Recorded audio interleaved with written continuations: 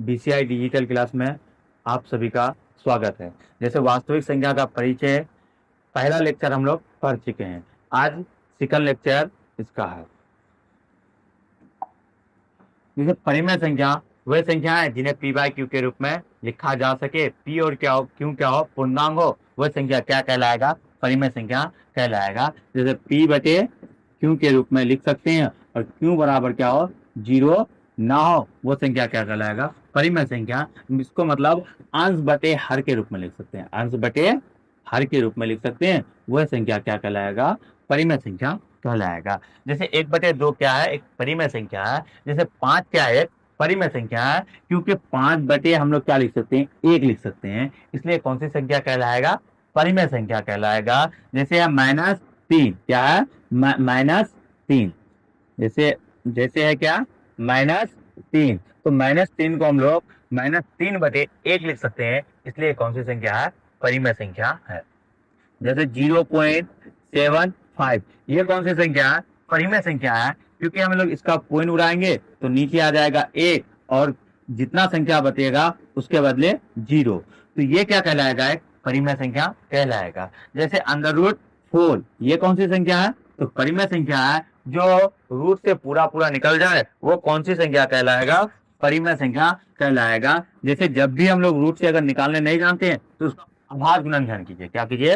आभार गुणनखंड कीजिए। तो 4 का 2 दूनी 4, जिसका जोड़ा लगेगा वो संख्या क्या हो जाएगा? बाहर आ जाएगा। तो वो संख्या क्या कहलाएगा? परिमेय संख्या। जैसे ये पूरा पूरा निकल गया तो ये कौन सी संख्या हो गया? परिमेय संख्या हो गया।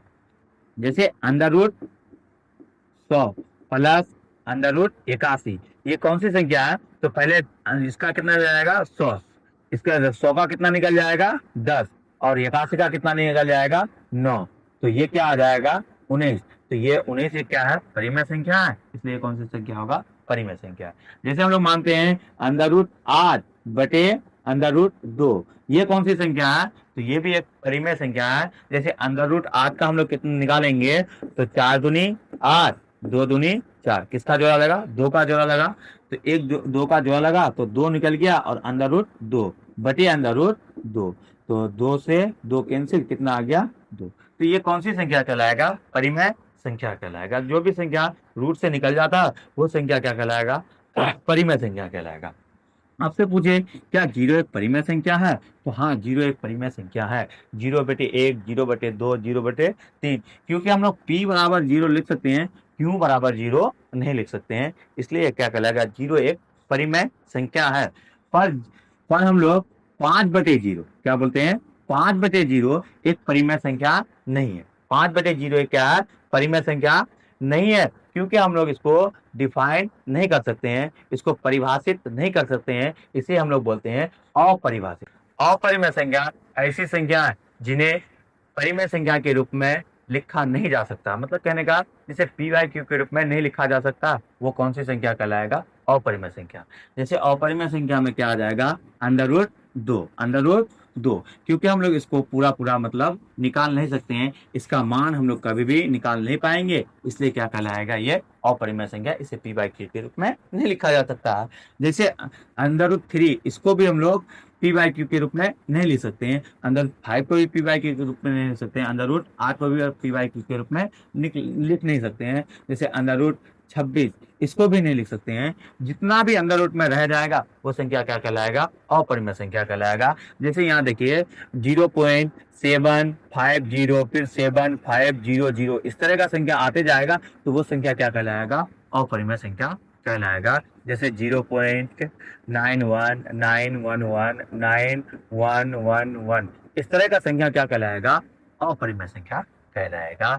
आपसे पूछे पाई कौन सी संख्या है? तो पाई एक क्या है? अपरिमेय संख्या। क्या है? पाई एक अपरिमेय संख्या है, क्योंकि इसका भी एग्जैक्ट मान नहीं निकाल सकते हैं। जैसे आप लोग पढ़े होंगे 3.14 और ऐसे करते करते कहाँ तक जाएगा? इसका भी कोई अंत नहीं है, इसका भी कोई अंत नहीं है। तो ये क्या कहलाएगा? अपरिमेय संख्या। ये क्या कहलाएगा? अपरिमेय संख्या। वास्तविक संख्या, परिमेय संख्या तथा अपरिमेय संख्या के संग्रह को क्या बोलते हैं हम लोग? वास्तविक संख्या। परिमेय संख्या तथा अपरिमेय संख्या के संग्रह को क्या बोलते हैं हम लोग? वास्तविक संख्या। वास्तविक संख्या में जैसे उदाहरण के तौर पर हम लोग क्या लिख सकते हैं, जैसे √4 ये क्या है, परिमेय संख्या है। 2/3 ये क्या है, परिमेय संख्या है। 0.75 0.75 ये कौन सी संख्या है, परिमेय संख्या है। इसमें क्या आ जाएगा, अपरिमेय संख्या भी आ जाएगा। √3 √5 जितना भी होगा वो सब रूट वाला वो कौन सी संख्या कहलाएगा, अपरिमेय संख्या कहलाएगा। तो इसमें क्या आ गया, वास्तविक संख्या में परिमेय और अपरिमेय सभी संख्याएं क्या। तो आपसे पूछेगा क्या सभी परिमेय संख्या वास्तविक संख्या होती है, हाँ सभी परिमेय संख्या वास्तविक संख्या होती है, क्योंकि वास्तविक संख्या में सभी परिमेय संख्या को तो हम लोग उदाहरण दे सकते हैं। क्या सभी अपरिमेय संख्या वास्तविक संख्या होती है, हाँ होती है, क्योंकि हम लोग सभी अपरिमेय संख्या को क्या वास्तविक संख्या में हम लोग उदाहरण दे सकते हैं। पर आपसे पूछे क्या सभी वास्तविक संख्या परिमेय संख्या होती है, तो नहीं, इसका उदाहरण जब भी हम लोग वास्तविक संख्या का रूट वाला उदाहरण जैसे ही परिमेय देना शुरू करेंगे तो वो क्या हो जाएगा, गलत हो जाएगा। फिर हम लोग क्या करेंगे, क्या सभी वास्तविक संख्या अपरिमेय संख्या हो सकता है, तो नहीं, क्योंकि सभी वास्तविक संख्या में फिर परिमेय संख्या भी तो आ जाता है, इसलिए क्या होगा, वो नहीं हो सकता है। मतलब सभी वास्तविक संख्या परिमेय संख्या नहीं हो सकती। आगे दशमलव प्रसार के प्रकार, जैसे शांत दशमलव प्रसार क्या होता है, शांत दशमलव प्रसार जो क्या हो, पूरा मतलब समाप्त हो जाए, कुछ अंक के बाद क्या हो जाएगा, वो पूरा पूरा पूरा अंक क्या हो जाएगा, उसका समाप्त हो जाएगा। जैसे हम लोग भाग दे देते हैं 5/8, 5/8, तो 5/8 को हम लोग भागा देंगे तो कितना, 0 पॉइंट के बदले 0, 8 सौ गए 48, 8 सौ गए 48, इसका आ जाएगा 2, उसके बाद 0, 8 दूनी 16, 8 दूनी 16, फिर आ जाएगा 4, फिर 8 पंचे 40, 8 पंचे 40। तो देखिए ये पूरा पूरा क्या हो गया, समाप्त हो गया। ये क्या हो गया, पूरा पूरा अगर समाप्त हो रहा है तो वो संख्या क्या कहलाएगा, शांत संख्या कहलाएगा। वो संख्या क्या कहलाएगा, शांत संख्या कहलाएगा। जैसे हो सकता है 0.75, ये कैसी संख्या कहलाएगा, शांत संख्या कहलाएगा, क्योंकि ये पूरा हो जाता है समाप्त। एक होता है अशांत आवृत्ति, क्या होता है, अशांत आवृत्ति। ये संख्या कभी भी खत्म नहीं होता है, पर कुछ अंक के बाद क्या होता है, रिपीट होना शुरू हो जाता है। जैसे हम लोग ले लेते हैं 2/11, 2/11, अगर 2/11 को भागा देते हैं हम लोग, तो सबसे पहले पॉइंट के बदले 0, पॉइंट के बदले 0, 11 एकम 11, 11 एकम 11, 9 आ जाएगा, फिर 0, 11 8 88, 11 8 88, इसका आ जाएगा 2, फिर 11 एकम 11, तो आ जाएगा 9, क्या आ जाएगा 9, 11 8 88, 11 8 88। तो देखिए ये 18 18 बार बार रिपीट होना शुरू हो जाएगा, तो वो संख्या क्या कहलाएगा, अशांत आवृत्ति कहलाएगा। तो इतना ना लिख करके हम लोग इस पे क्या कर देते हैं, 18 पर रेसिंग भी चला देंगे, तो ये सही है। अनावृत्ति जितना भी रूट वाला संख्या होगा वो अशांत अनावृत्ति कहलाएगा, वो अशांत अनावृत्ति कहलाएगा, ये कभी भी नहीं कटेगा। जैसे 4.1235 325 6 7 इस तरह का ये चलते रहेगा, ये क्या कहलाएगा, अशांत अनावृत्ति कहलाएगा। ये संख्या कभी भी जाकर के समाप्त नहीं होगा, तो ये कौन सा कहलाएगा, अशांत आवृत्ति कहलाएगा। ये कौन सी संख्या कहलाएगा, अशांत आवृत्ति कहलाएगा। किसी परिमेय संख्या का दशमलव प्रसार प्रसार तब होता है जब उसके हर के अभाज्य गुणनखंड में 2 की घात और 5 की घात हो। मतलब कहने का मतलब ये चाहता है कि कोई भी संख्या जब मतलब तब जाकर के मतलब वो शांत होगा जब उसका मतलब हर में क्या हो, हर में क्या हो, 2 की घात हो, क्या हो, 2 की घात और किसकी घात, 5 की घात। मतलब 2 और 5 के अलावा अगर कोई घात है तो वो संख्या शांत नहीं होगा। जैसे हम लोग ले लेते हैं एक उदाहरण के जरिए, जैसे 5/8, 5/8, इसका क्या आ जाएगा, 5/8 का हम लोग अभाज्य गुणनखंड करेंगे तो कितना हो जाएगा, 4 दूनी 8, 2 दूनी 4, 2 की पावर कितना आ जाएगा, 3, 2 की पावर क्या आ जाएगा, 3। तो ये संख्या क्या होगा, ये संख्या क्या होगा, शांत होगा। ये संख्या क्या होगा, 35/4 हम लोग क्या लिखेंगे, 35/2 2 की पावर 2, तो ये संख्या क्या होगा, शांत होगा। ये संख्या क्या होगा, शांत होगा। जैसे हो गया क्या, हम लोग ले लेते हैं 39 बटे 39 बटे 15, 39 35/15 35 बटे हम लोग लिख सकते हैं 7, 7 5 35, तो 7 5 35, तो ये आ गया 5 बटे 1। इसके हम लोग क्या कर सकते हैं, जीरो पर भी पावर चढ़ा सकते हैं और क्या कर सकते हैं, इस पे भी पावर चढ़ा सकते हैं, क्योंकि नहीं है तो क्या है, जीरो है, तो इसका मान 1 होता है, इसका भी मान 1 होता है। तो ये संख्या क्या कहलाएगा, परिमेय संख्या। ये संख्या क्या कहलाएगा, शांत दशमलव प्रसार कहलाएगा। ये शांत दशमलव प्रसार कहलाएगा। उसके बाद है क्या, यूक्लिड विभाजन परिमेय का। ये परिमेय का बताता है कि मतलब जो है ना, ए और बी क्या हो, धनात्मक पूर्णांक हो, तो क्या होगा, ए बराबर बी क्यूब प्लस आर होगा। ए बराबर बी क्यूब प्लस आर होगा। हम लोग पढ़े हैं भाज्य बराबर भाजक गुना भागफल प्लस शेषफल, शेषफल।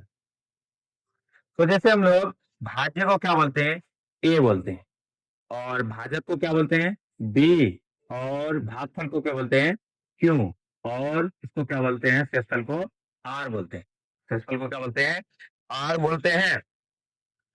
तो ये बोल रहा है क्या, कि मतलब आर का मान जो होगा जीरो के बराबर होगा और जीरो से बड़ा होगा, और आर जो होगा हमेशा बी से क्या होगा, छोटा होगा। आर जो होगा हमेशा क्या होगा, बी से छोटा होगा। जैसे उदाहरण लेते हैं, हम लोग क्या करेंगे, 8 से 24 को करते हैं, 8 या 24, तो ये पूरा पूरा कट गया, ये क्या हो गया, पूरा पूरा कट गया, इसका मतलब जीरो। तो आर का मान क्या हो गया, जीरो हो गया। आर का मान जीरो हो गया। हम बताए कि आर का मान जीरो भी हो सकता है, तो आर का मान जीरो के बराबर है, पर आर क्या है, बी से क्या है, छोटा है। आर क्या है, बी से छोटा है। देखिए, फिर हम लोग क्या करते हैं, 8/31 मान लेते हैं, 8/31, तो 8 या 24, 8 या 24 आ जाएगा 7। क्या आ जाएगा, 7। देखिए, आर का मान तो जीरो से बड़ा है, आर का मान जीरो से बड़ा आया, पर बी से क्या हो गया, छोटा हो गया। देखिए, बी 8 है और यहाँ पे कितना है, 7 है। आर कितना है, 7 है। अगर मान लेते हैं हम लोग इससे आगे क्या कर सकते हैं, 32 कर सकते हैं। 32 करेंगे तो फिर ये पूरा पूरा विभाजित लग जाएगा, वो जीरो हो जाएगा। तो कहने का मतलब ये हुआ कि आर का मान जो होगा तो बी से हमेशा क्या होगा, छोटा होगा, और जीरो के बराबर या जीरो से बड़ा हो सकता है। ठीक, यूक्लिड विभाजन प्रमेयिका का प्रयोग करके 9 तथा 36 का क्या निकालिए, मौसो ज्ञात कीजिए। क्या कीजिए, यूक्लिड विभाजन प्रमेयिका। मतलब अभी जो हम लोग पढ़े, ए बराबर बी क्यूब प्लस आर, ए बराबर बी क्यूब प्लस आर। तो ए बराबर कितना हो गया, 36, और बी बराबर कितना हो गया, 9। तो हम लोग क्या कर लेंगे, इधर भाग दे देंगे, मान लेते हैं, तो कितना हो गया, 9, 9 चौक 36, 9 चौक 36। तो ये कितना आ जाएगा, इसका मतलब भागफल कितना आ गया, 4, और शेषफल क्या आ गया, 0। जब शेषफल 0 आ जाएगा, जो बी होगा वही संख्या क्या कहलाएगा, मौसो कहलाएगा। जैसे यहाँ पे है ना, ये जो संख्या आएगी यही संख्या क्या कहलाएगा, मौसो कहलाएगा। तो हम लोग कह सकते हैं 9 तथा 36, 9 तथा 36 का मौसो, 9 तथा 36 का मौसो कितना हो जाएगा, तो 9 हो जाएगा। क्या होता है, 140 को अभाज्य गुणनखंड के रूप में, 140 को क्या करना है, अभाज्य गुणनखंड के रूप में लिखना है। 140 को हम लोग क्या कर सकते हैं, 70 दूनी 140, उसके बाद 35 दूनी 170, उसके बाद 5 साते 35। तो हम लोग 140 को क्या लिख सकते हैं, दो, 2 की पावर 2 गुना 5 साते 35, तो 5 गुना 7। तो ये संख्या मतलब इसका ये हो गया अभाज्य गुणन।